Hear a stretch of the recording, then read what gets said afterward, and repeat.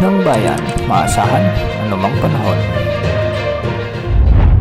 Magandang araw po sa ating lahat. Ngayon ay araw ng Lunes, August 11, 2025 at narito na ang update sa binabantayan nating si Bagyong Goryo at sa magiging lagay ng ating panahon sa susunod na 24 oras. Nakapasok na nga sa ating area of responsibility kagabi si Bagyong Goryo at isa pa rin itong severe tropical storm. Huli itong namataan sa layong 1,305 kilometers silangan ng extreme Northern Luzon. Taglay na ito ngayon ang lakas ng hangin na umaabot sa 110 km per hour malapit sa gitna at pagbugsong umaabot sa 135 km per hour. Sa ngayon ay kumikilos pa rin ito ng pakanluran sa bilis na 25 km per hour. Walang nakataas na anumang tropical wind signals sa anumang bahagi ng ating bansa at wala pa rin itong epekto sa anumang bahagi ng ating kapuluan. Base naman sa latest forecast track ni Bagyong Goryo ay magpapatuloy ang kanyang pagkilos sa susunod na 24 oras ng pakanluran at saka ito kikilos ng kanluran hilagang kanluran bukas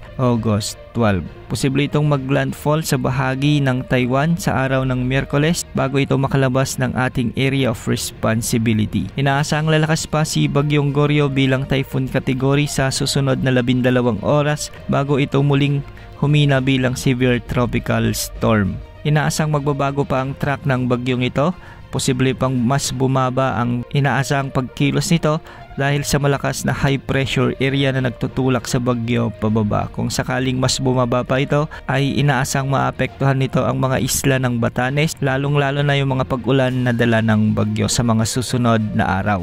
Samantala para naman sa lagay ng panahon sa ating bansa, ang Metro Manila, Ilocos Region, Zambales, Bataan, Cavite, Batangas, Occidental Mindoro, Palawan, Batanes kasama ng Babuyan Islands ay magiging bahagyang maulap hanggang sa maulap ang mga kalangitan na may mga tsansa ng mga kalat-kalat na pagulan at pagkidlat-pagkulog. Dulot ito ng umiiral na southwest monsoon o habagat kaya posible pa rin ang banta ng mga biglang pagbaha o pagguho ng lupa lalo na kung may mga umiiral na severe thunderstorms. Para naman sa nalalabing bahagi ng ating bansa ay localized thunderstorms naman ang inaasahan lalo na sa hapon at gabi. Maraming lugar sa Bicol Region, Mimaropa at ilang bahagi ng Calabarzon ang posibleng ulanin lalo na sa hapon at gabi dahil sa kalat-kalat na thunderstorm. Samantala sa Visayas, may mga pag-ulan naman sa Panay Island, sa ilang bahagi ng Negros Island Region, sa northern portion ng Cebu Province kasama na ang Romblon at Eastern